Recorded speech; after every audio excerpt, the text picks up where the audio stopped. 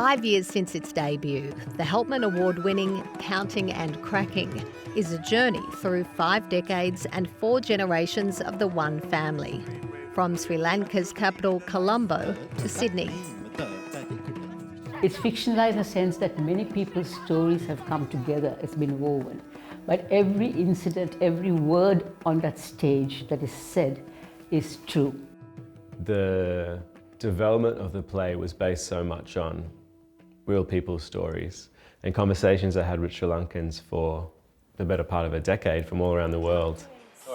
For Tamil-Australian playwright and co-director S. Shaktidaran, or Shakti as he's known, the play has been a vehicle to learn about his own journey to Australia as an 18-month-old with his mother. She never spoke about our history or our family. And I hit my late 20s realizing that I didn't actually know who I was unless I knew my past and my family's past. Counting and Cracking explores the displacement and trauma of fleeing Sri Lanka as a result of the 1983 Black July pogrom in Colombo, where an estimated 5,600 Tamils were killed. His mother, Anandavali, left Sri Lanka for Australia as the war began. What's that like, seeing that reflected on stage? Hard. Very hard.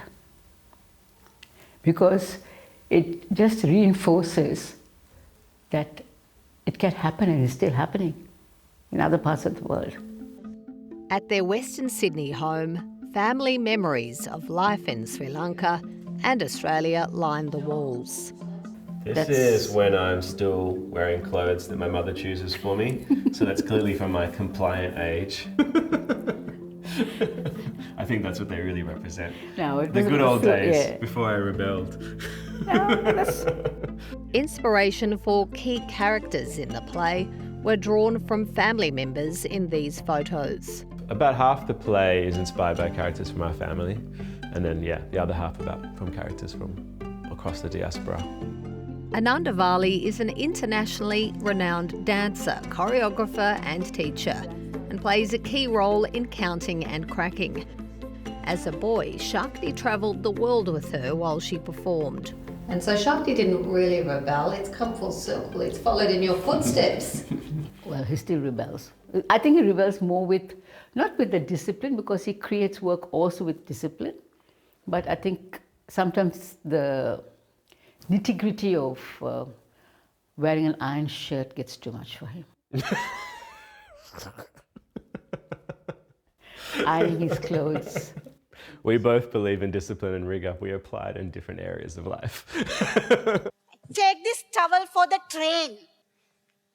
Don't wreck it. Wash it carefully in a delicate cycle and bring it back. The audience I was in laughed and cried. Yeah. It's really important to me that that storytelling, I'm not interested in this idea of dividing genres into comedy or drama.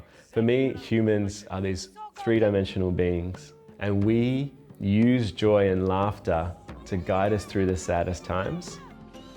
Debuting at Sydney Festival in 2019 in collaboration with Belvoir Theatre's artistic director, Eamon Flack, Counting and Cracking is in its final days at Sydney's Carriage Works. And she's doing it all herself. She's tight and then she's... On stage, actor Sukanya Venugopal is dressed in Anandavali's grandmother's own sari.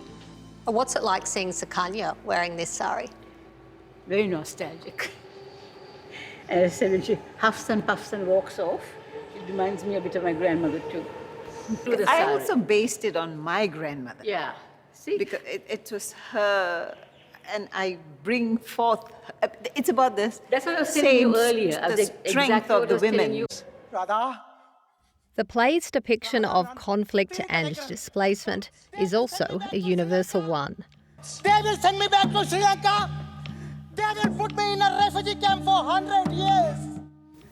Not necessarily from Sri Lanka. She might be from Ukraine. She might be from Uganda. She says, but that's my story. That's the story I never told my children. That's the story I never told my son. Who are you in love with? After a successful run in Melbourne and Sydney, the next stop is New York's Public Theatre. It's a tale of generational healing. Shakti hopes will continue to help other families talk about their own past. Because it happened between my mother and I, because my mother said this play was a very stupid idea, she tried her hardest to stop it, and now she's so proud of it. And so to see that journey and that turnaround, as I was witnessing it, it made me realize that this is going to happen to thousands of other families.